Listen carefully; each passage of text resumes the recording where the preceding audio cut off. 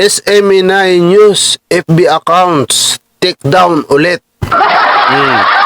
Muling sinuspindi ng Meta ang mga social media account ng SMNI News at mga kaugnay nitong page, kabilang ang DZER 1026-1026 at SMNI Integrated News nitong araw March 19, mga kababayan.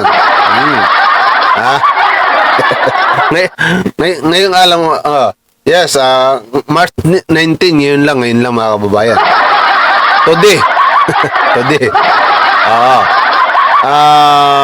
March 19, 2025, 12. Noon, ibig sabihin na kanina, madaling araw, umaga. AM, dahil sa umano'y paglabag sa community standards. Nilinaw naman ng SMNI News na hindi sila kailanman lumabag sa mga community guidelines ng Meta. We do not post anything harmful to the community if this is the price for speaking the truth, then so be it. SMNI will always speak the truth that matters. Sabi dito mga kababayan. Sabi dito sa balita mga kababayan. Okay. Matagal na po yan. Matagal na po yan mga kababayan na gumagawa po sila ng pananalita na hindi maganda, katulad niya ng mga pagmumura. Hindi ko po alam kung bakit hinayaan nila mga kababayan na magmura ng magmura ang mga banatiros sa live nila.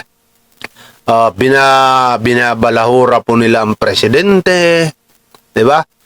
Tinatawag po nila ng kung ano-anong mga pananalita.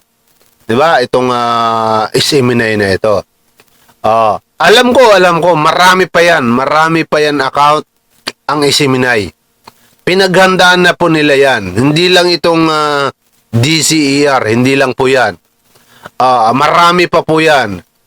Marami pa po na nakapangalan mga kababayan sa kanila. Opo, mga kababayan. Matagal na po nilang ginagawa ang kanilang pag-fake news, pananalita na hindi angkop sa mga bata, di ba? Pananalita na mga pagmumura, mga panalita na dapat hindi marinig ng mga kabataan. Marami po mga bata na nakakarinig sa kanila. Bakit? Sa mga rally nila, puro bata po yun. Puro bata po, karamihan dun, bata ang kanilang kasama. Ibig sabihin, may mga bata po sila na nakikinig talaga sa kanila. Diba? Yan po mga babayan ang hindi maganda dito sa SMNI. Namana lang kasi yan mga babayan dito kay PRRD. Yung mga pagmumura nila, minana lang po nila yan kay PRRD. Nung siya po ay nasa Davao pa hanggang siya naging presidente, puro mura po ang pinarinig nila sa atin lahat mga babayan. Kaya tingnan nyo mga babayan, yung mga bata nyo, ang bibilis matuto magmura. Tinalo pa yung mga valedictorian.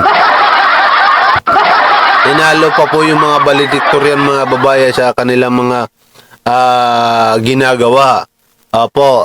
Kaya nga mga babayan, tama lang na isuspindi itong accounts. Dapat lahat ng account nila kasi alam ko marami yan eh. Para po mga kababayan ay dapat nga dyan hindi na nila magamit yan.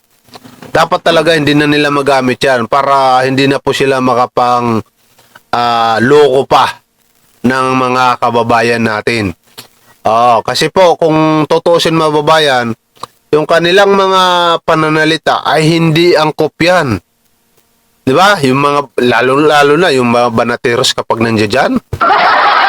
Katakot-takot po na murang ginagamit nila dyan. Dito kay General Torre, kay Pangulong Bongbong Marcos, at sa lahat ng mga hindi nila gusto na mga politiko ay binabanatan po nila dyan sa kanilang channel. Sa Isiminay mismo sa kanilang programa na Banateros. Ngayon, ano nangyari? Tama lang po. Dapat ang isunod po dito mga babayan, no, ni Mita. Baka na naman, sasabihin nyo na naman, kasalanan na naman ng administrasyon, ha. Si Mita po ang may gawa nito, hindi yung administrasyon. Alam ko naman yung mga utak ninyo, madudumi, ha. Mga kababayan, ha. Si Mita po ang nagsuspindi dito. Ayon dito mga babayan, no. Si Mita. Tinik down ni Mita, mga kababayan. Kanina po ito, madaling araw, alas 12:01 ng umaga. Ibig sabihin, madaling araw mga babayan. Tinik down po ni Mita ang lahat ng mga social media ng Isiminay. Kaya malamang hindi na po nila ito magagamit pa kasi nga violation eh. Natandaan ko tuloy yung account ko dati na nag-share lang ako ng sayaw ni Bodol na magaling si Bodol Hipon. Nag-share lang ako noon. Ayun. Tinik down na po. Nag-share lang naman ako. Wala naman ako sinabi na ibig sabihin, mabilis lang talaga umaksyon mga kababayan. Mabilis lang po talaga umaksyon itong si Mita. Ayan po.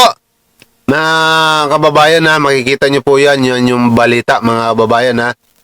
Tinik down. Hindi naman siguro ito masasabi na fake news na naman.